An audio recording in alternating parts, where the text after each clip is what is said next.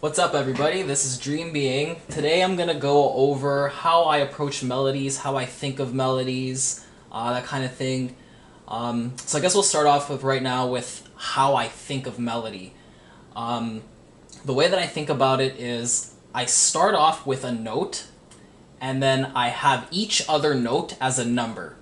I will start off with my root note. In this case, we're gonna use a D here. And each other note following it is plus one to it. So this would be 0, 1, 2, 3, 4, 5, 6, 7, 8, 9, 10, 11, and then 12, which is the root. Sometimes I'll refer to 12 as the root. So when I start off with a note, I'll think of it in terms of the numbers that I have associated with what I would call cadences. So in minor, in this case, which is the scale that I'm going over, it's D minor, I will start off with, say, a root note, the D, and I will say 3, and then I will say 7. So if this is actually, these notes follow what's called a minor chord. It's a minor triad. Now, this is kind of the standard, as it's the basic power chord, sort of music in the minor scale. I will start to add numbers like, say, 2. So I'll do like 1, 3, 7, 2. So I'll redo that without saying it. So if you hear that, that's I don't know if you listen to my work at all, but that's something that I use quite a bit in a lot of my beats. I just really like it. It's not kind of something I try to do to overuse or anything like that, but we'll go over a loop right now in this scale, and I'll show you how I would approach that using these notes. So in this case, I'm only going to use 0, my root. I'll use 2, 3, and 7. Now, in this case, I'm also going to use notes outside of just these that are also the same note per se. So when we reach the 12th, or the 12th note here, this is what I called the root. So I can go back to different notes from, say, the 7 back to its root on a different, what would you say, part of the piano. So this is the 7, and this is like how would you say that? So this is the 7, and this is the 7, but one octave lower. There you go. So I'll say 1, 3, 5, sorry, 1, 3, 7, 2, and then I can go to 7 back on the other scale.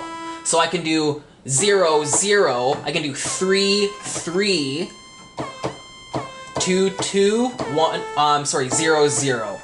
The only notes that are in a minor scale, in the way that I reference them, are 0, the root, 2, 3, 5, 7, 8, 10, and then 12, which is also called the root, which is what I keep referring it to.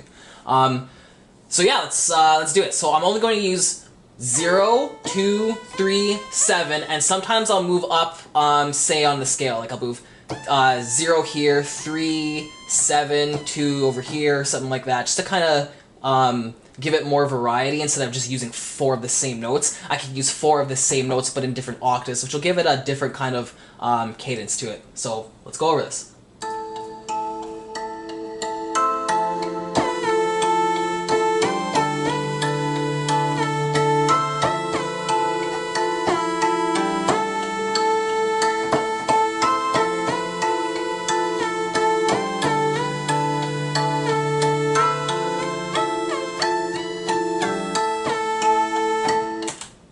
So that's basically how I approach it. Now, the only reason I'm so fluent with it is because I've done this over and over and over again. So hopefully what I'm saying here makes sense. However you approach it, I guess, I mean, the way you do it is the way you do it. I just want to show how I go about using melodies and my way of approaching it. So I guess we'll go over another scale. So again, it doesn't have to be applied to only one scale, right? Because a scale is just the same pattern, just in a different position. So in this case, the sample I'm using, I think, is in, what is that? That is G sharp. So we'll check that. Yeah, so this one I'm about to go over is in G sharp. Now this time I'm going to try to use every note that is within that scale that I refer to. So that'll be 0, 2, 3, 5, sorry, 0, 2, 3, 5, 7, 8, 10, 12, or the root. Let's try some.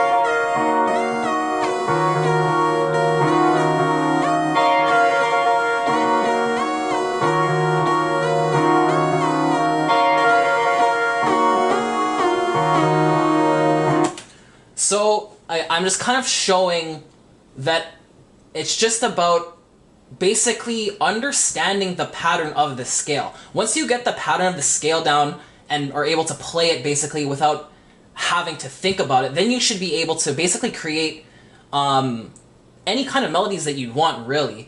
It's just more about not doing the same thing over and kind of going outside of just the same part of the piano. So instead of like doing like, we can do like,